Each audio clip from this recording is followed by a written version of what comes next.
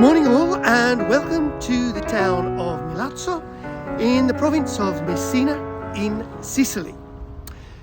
It's known mainly as the port town for the Aeolian Islands. So tourists heading for Stromboli, Dono, Lipari and so on typically get the hydrofoil from here, and therefore they don't stop by. But actually this town has a charm of its own, which we're going to go and discover. Let's go.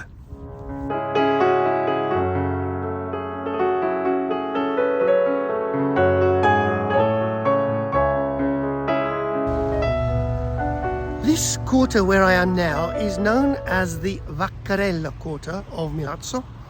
It's on the eastern side of the town, and as you can see behind me with these little fishing boats, this is the fishing quarter of the town. It still maintains a small fishing fleet. In fact, at the moment, there's not many people around. It's early on Sunday morning. It's because the fishermen have already gone out to fish, and in a short while they will be returning with their catches, which they will sell here on the Vaccarella and so forth.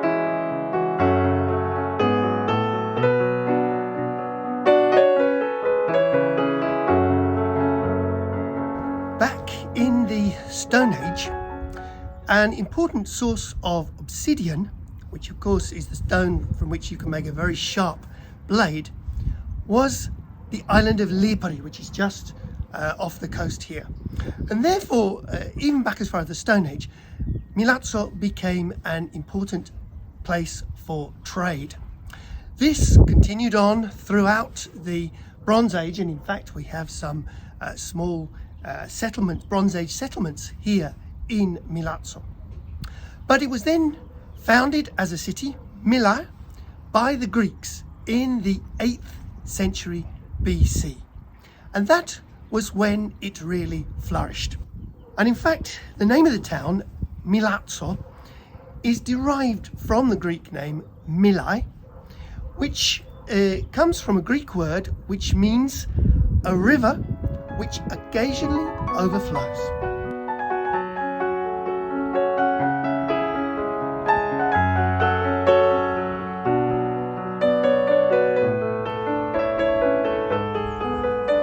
I'm walking now up to the Capo Milazzo, which is the finger of land that points out from the north coast of Sicily towards the Aeolian Islands.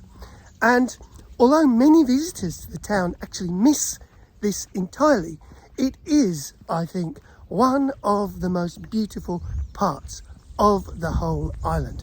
So, let's go and explore it. This area of Milazzo then is known as the Dono, for the very good reason that in the past, this was where the tuna fishing took place. And in fact, that red building there just behind me was a tuna fishing factory until the 1960s, which was the end of tuna fishing here in Milazzo.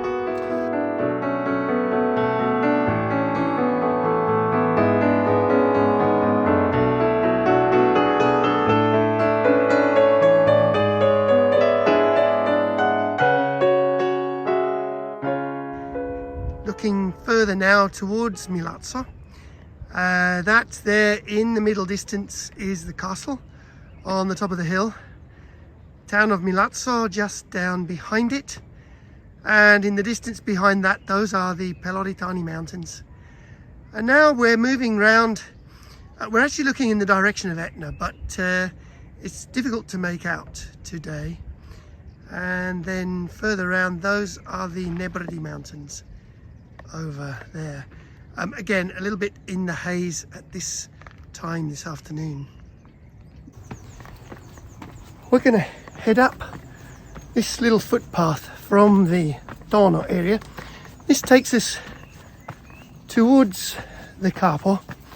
Once we get to the top of this, we're going to have to walk along a road for about a mile, and then we will get to the Carpo. This here then is the Capo Milazzo. The sea around here is a marine protected area, which means that there is no fishing in the bay. And here you are, you can see beneath us just how beautifully crystal clear these waters are.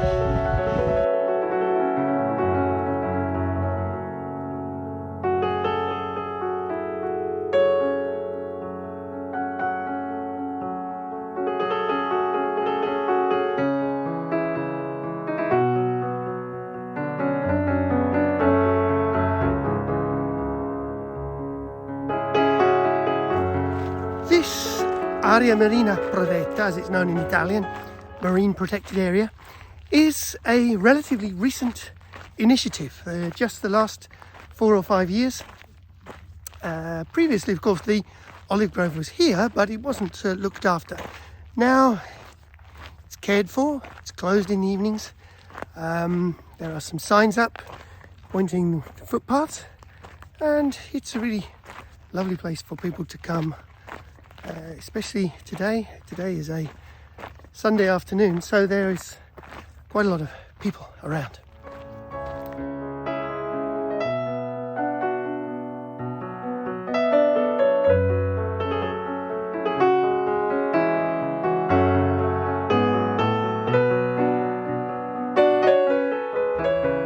Today there is a little bit of haze, no doubt because of the heat. Of course, the humidity that creates. But there behind me, those are the Aeolian Islands, or 2 of them anyway. This one here, this is Vulcano, and that one there is Lipari. What we can't see today is Selina Island, which is actually behind them. You can just make it out, but it's really difficult to show you where it is. Beyond that, there is Filicudi and then Alicudi. In the other direction, we have Panarea and Stromboli, but those are really difficult to make out today. And in these seas just behind me, I don't know exactly where it took place, but in 260 BC, it was the site of the battle between the Roman fleet and the Carthaginian fleet, which resulted in the first Roman naval victory. The Roman fleet was led by Caius Duilius, and until that point the Romans had not been a great naval force. But it was in that battle that the Romans employed their new technology, something called a corvus, which was like a huge spike, which was actually kind of bridge with a spike on the end of it, but that they had at the end of their ships, which came down onto the enemy ships, and it afforded a bridge onto the enemy ship, which allowed the Romans to carry soldiers on their ships to cross onto the enemy ships and to fight the Carthaginians hand to hand. This was something that the Carthaginians had never encountered before, and that was what enabled the Roman victory in that battle, just off the Cape of Milazzo, just in those seas here in 260 BC.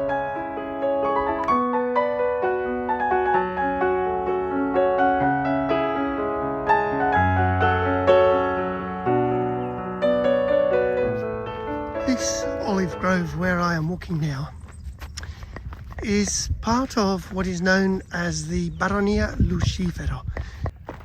And actually there's a lovely story about this, because it was owned, as I said, by the Luif family. And in the 1950s, when the last member of the family, who was a nun, when she died, she left all of this land to the town of Milazzo, or rather we should say to the children of Milazzo, that it should be enjoyed by the children of the town. But she left it on the condition that it could never be sold and it could never be built on. So it has remained exactly as it was once upon a time. And it is a veritable paradise here up in the Capo Milazzo.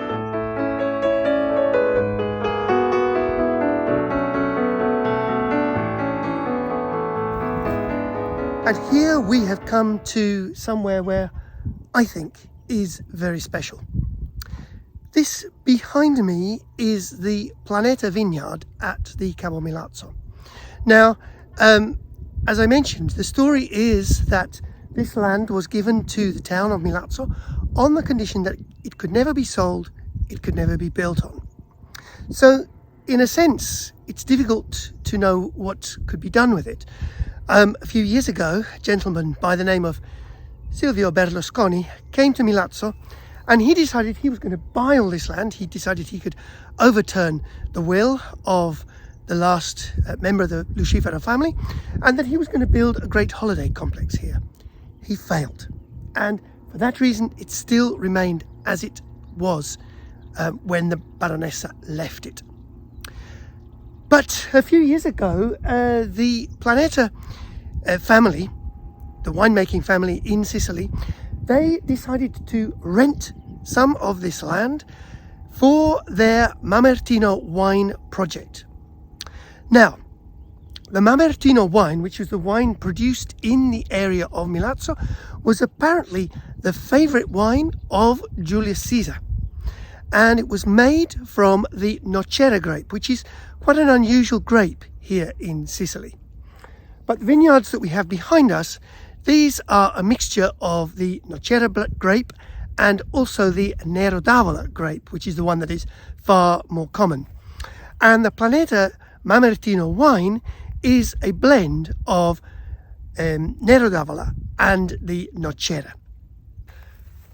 But the story of the Mamertino wine, yes, it goes back as far as Julius Caesar, but it has a very illustrious history because it was just this wine which was produced down on the plain of Milazzo right up until the beginning of the 20th century, and which was shipped off to the north of Italy and to France to blend with the wines there to increase the alcohol content.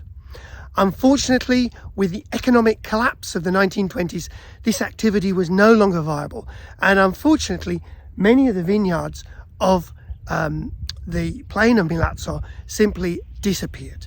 So it's really fantastic that the Planeta family have recreated this whole project and are now growing vines here at Capo Milazzo and producing once again the Mamertino wine that was the favourite of Julius Caesar.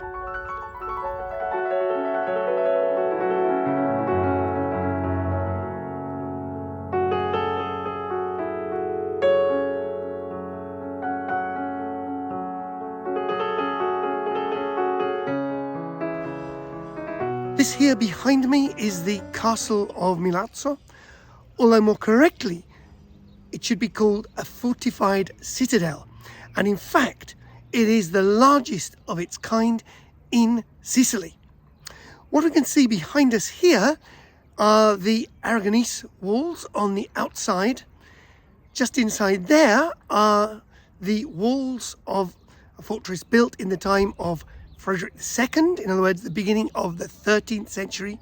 And just at the very top, you can just about make out the tip of the Norman keep built in the 12th century. But it's surrounded, we can't see so much of it on this side, but on the other side there's more of it, with the walls built under the time of the Spaniards in the 16th century. It is an impressive monument, to say the least, and it has an intriguing history, which we're going to go and find out more about.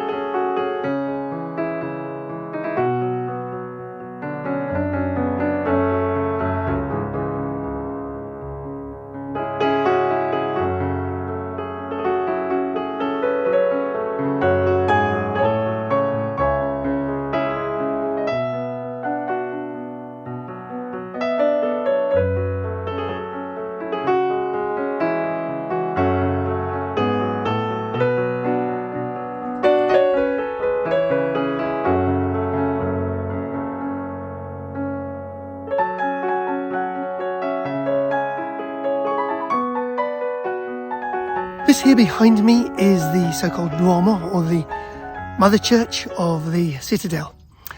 It was built at the beginning of the 17th century by the Florentine architect Camillo Camilliani. Now, he is the same architect as the so-called Piazza Pretoria, the Fountain of Shame in Palermo. He was essentially a military architect. And because of its Florentine origins, this Duomo is built unusually for Sicily in a very Renaissance style. Usually by this time in Sicily, certainly in Palermo, the style was much more Baroque. And what you also notice about it is the dome on the top of it, which is lacking the tympanum, the drum between the church and the dome itself. The reason being, of course, that this being a military citadel, it could well have been subjected to cannon fire, and therefore to build the dome up too high was to risk subjecting it to cannon fire.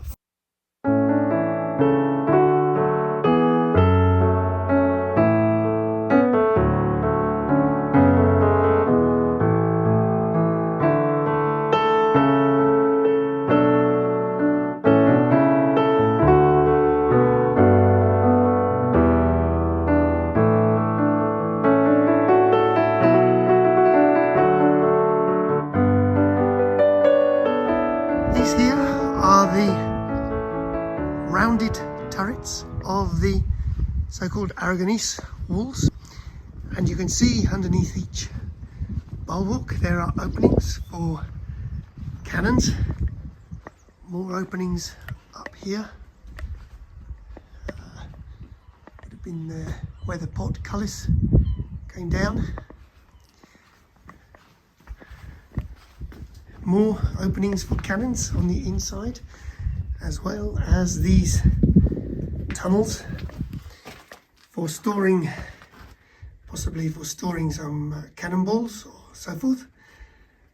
But also some of them were led to a dead end, so if any invaders were to get inside and to go down them, they would be trapped.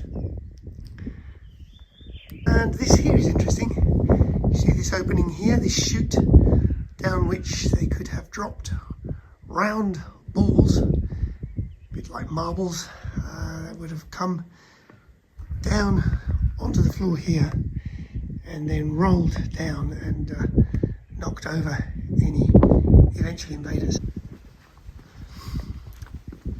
And here we come to the so-called walls of the castle, built in the time of Frederick II. In other words, at the beginning of the 13th century.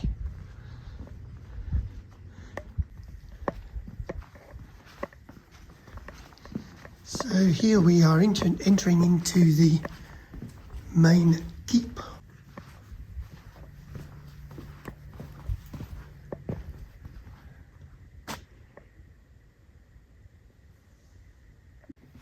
This room here is the so-called dining room, and it dates from the time of Frederick II. You can see these beautiful arches, again made out of black Larvic stone from Etna.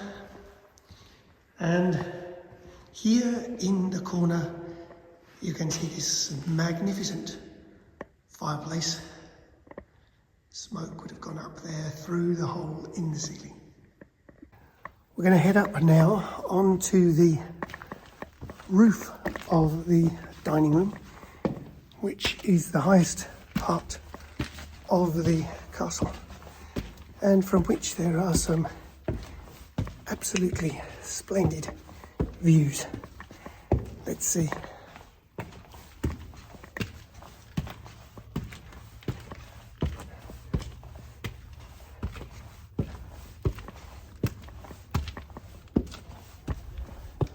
Whoa, here we are. We've arrived, and what an incredible view.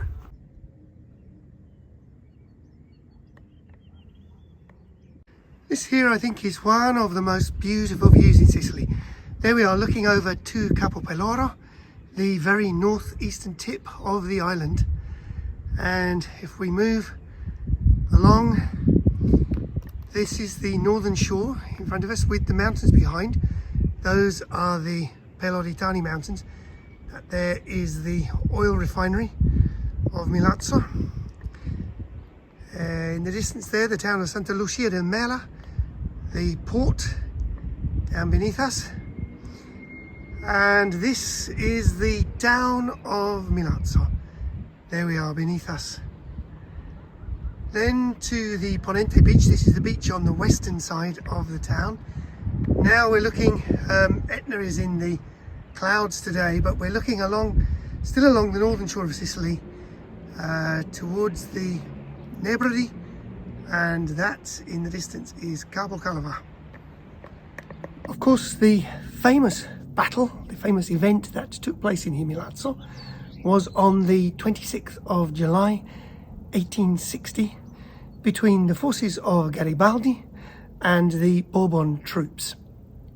Now, in actual fact, Garibaldi realized that there was no way that he could defeat the troops if they were stationed within the castle.